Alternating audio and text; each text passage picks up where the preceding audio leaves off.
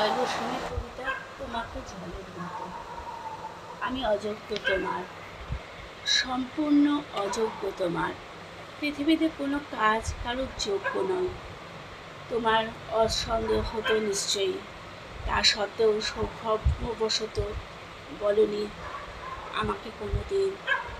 আজকে একজন এসে সপ্তাহে 2 দিন 3 দিন তোমাকে জলের মতো বুঝিয়ে দিতে পারলে সব, তাই তুমি ছেড়ে গেলে। যাও, জানি না, এখনও তোমার জন্য কেঁপে কেঁপে ওঠে আমার জীবন্ত এই সব। কবি অনির্বাণ ঘোষের কবিতা তফাৎ কি। বাবা বললেন, হতভাগা বদমাইশ, যে বিজ্ঞানে তখন পেয়েছ মাত্র 22। তোমার বয়সে বিজ্ঞানে আমি গড়ে 80-90 পেতাম নিয়ম করে। কি করে এমন করে নম্বর পেলে? লজ্জায় মরি। তুমি কি আমার ছেলে? হারু বলে, বাবা মাফ করো এইবারে, বিজ্ঞানে আমি বুঝি না এক্কেবারে। প্রশ্ন এবার এসেছিল কাঠখোট্টা, লিখতে পারিনি ভেবে ভেবে 1 ফোঁটা। বিদ্যুৎ আর বজ্রের তফাৎ কি কি, এতটা শক্ত প্রশ্ন কি করে লিখি? বাবা বলেন, আরে রাম রাম ছি ছি, এই প্রশ্নটা ছেড়ে দিলি মিছিমিছি। প্রশ্নটা খুবই সহজ এবং খাসা। সত্যি তোমার মাথায় গোবর ঠাসা। বিদ্যুৎ আর বজ্রের পার্থক্য লিখতে পারো না? মাথা মোটা এরে পক্ষ। বিদ্যুৎ বিলে টাকা যায় প্রতি মাসে, বজ্রপাতের জন্য কি বিল আসে? নমস্কার। মেঘনাদ বধ কাব্যগ্রন্থ অবলম্বনে কবিতা সুখী হওয়া সহজ নয়। আমি হয়তো দুঃখগুলোকে জয় করেছি, তার মানে এই নয় যে আমার কোনো কষ্ট নেই। আমি হয়তো বাধাগুলোকে পার করেছি, তার মানে এই নয় যে আমি জীবন চলেছে খুব সরল পথে। আমি হয়তো কান্নাগুলোকে সামলে রেখেছি, তার মানে এই নয় যে জীবনে আমার কোনো ঝড় আসেনি। আমি হয়তো ব্যথাগুলোকেই ঢাল বানিয়েছি, তার মানে এই নয় যে আঘাত কখনো দুমড়ে মুচড়ে যায়নি আমাকে। আমি হয়তো না পাওয়াগুলোকেই সৌভাগ্য ভেবেছি, তার মানে এই নয় যে চাওয়াগুলোকে কখনো কষ্টে কাঁদিয়ে আমার খুব লাভ হয়েছে। আমি হয়তো অপূর্ণতাগুলোকেই প্রাপ্তিতে পরিণত করেছি, তার মানে এই নয় যে জীবনে কোনো যুদ্ধ ছিল না আমার। আমি হয়তো জীবন থেকে অনেক সুখ আদায় করেছি, তার মানে এই নয় যে সেই সুখগুলো খুবই সস্তা ছিল আমার। জীবনে সুখী হওয়া এত সহজ কথা নয়। তোমাকে আমি জিজ্ঞেস করছি, স্কুল লাইফে বিভিন্ন টিচারের স্মৃতি। প্রাইভেট স্কুল, এই প্রাইমারি স্কুল না হায়ার স্কুল? প্রথমে প্রাইমারিটা দিয়ে শুরু করি। প্রথমে হচ্ছে বাংলা টিচার। বাংলা টিচারের নাম কি ছিল এবং তার স্মৃতি?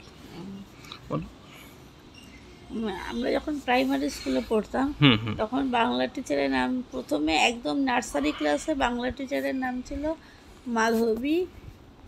মাধুরী। টাইটেলটা আমার মনে নেই। হ্যাঁ, তো বলো তার স্মৃতি। তার একটা ইয়ে ছিল, তার একটা বিশেষ ইয়ে ছিল, সে খাতায় আম এঁকে দিত। যেহেতু বাচ্চারা বুঝতে পারতো না, তাই আমরা সবাই ডাকতো আম দিদিমণি। ছোটবেলায় কোনটা বাংলা খাতা কিন্তু বুঝতে পারবো না, ওর জন্য আম এঁকে দিত। আচ্ছা, মানে ওই টিচার এলে আমওয়ালা খাতাটা বের করতে হবে। আচ্ছা। আর তারপরে ধরো ইতিহাসের টিচারের নাম কি ছিল? সেকেন্ডারি স্কুল, হ্যাঁ, ইতিহাস টিচারের নাম ছিল প্রথমে যে নিত তার নাম ছিল শিবানী দত্ত। আচ্ছা, কিরকম টিচার ছিল, কিরকম সে পড়াতো? খুব ভালো, সে ভালো টিচার হিসাবে খুব ভালো ছিল। হুম হুম আর সে মানে এতটা ফ্যাটি ছিল, মানে প্রচুর ফ্যাটি ছিল, তার হুম। জন্য সে শুনেছি হুম যে সারা সপ্তাহে ভাত খেত না, হুম। শুধু একদিন জোর করে ছেলে ভাত খাওয়াতো বকে বকে। আর তারপরে জিওগ্রাফি টিচার বাবা, কেমন ছিল? জিওগ্রাফির টিচার, হুম। জিওগ্রাফির টিচার নাম কি ছিল? ইরা মুন্সি। আচ্ছা, কি রকম ছিল? জিওগ্রাফির টিচার পুরো পাগল। কি করতো? বাবা, জিওগ্রাফির টিচার একদিন সবার কাছ থেকে স্কেল চেয়ে পিঠ চুলকাতো। হুম। প্রথম কথা হচ্ছে হুম। কেউ তারপরে স্কেল দিত না, ঘেন্না করতো। আচ্ছা, তারপরে? পিঠ চুলকাতো। আর তার থেকেও বড় কথা হচ্ছে আমাদের ক্লাসে একবার একটা স্টুডেন্টকে ডাস্টার ছুঁড়ে মেরেছিল। হুম। তার এতখানি কেটে গেছিল, তারপরে আমরা 3 দিন ওনার ক্লাস করিনি। আচ্ছা, তারপরে বলো। অঙ্ক টিচার কেমন ছিল? অঙ্কের টিচার ভালো ছিল, কি নাম ছিল? অনবদ্য শাখা, উনি হ্যাঁ। নিজে ড্রাইভ করে আসতো। আচ্ছা, তারপরে কোনো টিচার, ধরো ইংরেজি টিচার কেমন ছিল? ইংরেজির টিচারের নাম হচ্ছে চন্দ্র মুখোপাধ্যায়। এখন ইউটিউব সার্চ করলে ইংরেজি টিচারের পাবে। সে এখন গানের মেলায় ইয়ে সারা বিশ্বে নাম করেছে। বাহ, খুব ভালো ভালো, তো দেখবো সে পরে। মানে 3000-এর ওপরে গান জানে। বাহ বাহ, দেখতে হবে তো। দেখো এখনই সার্চ সন্ধ্যা করো। পরে পরে ইন্টারভিউ নিচ্ছি। আচ্ছা, তারপরে কোন সাবজেক্ট স্কুল লাইফে সব থেকে বেশি ভালো লাগতো? স্কুল লাইফে সবচেয়ে বেশি ভালো লাগতো, হুম হুম। স্কুল লাইফে সবচেয়ে বেশি ভালো লাগতো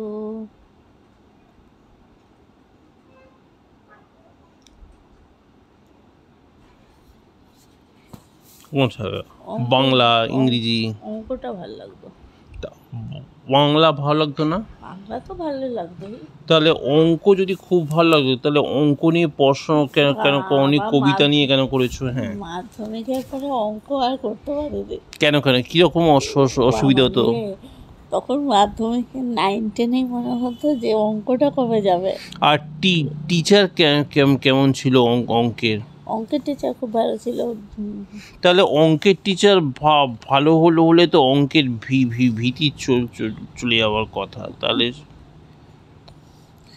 ক্লাস 9-এ যখন পড়ি তখনই আমার ইচ্ছে ছিল মানে বাংলা নিয়ে কিছু করব।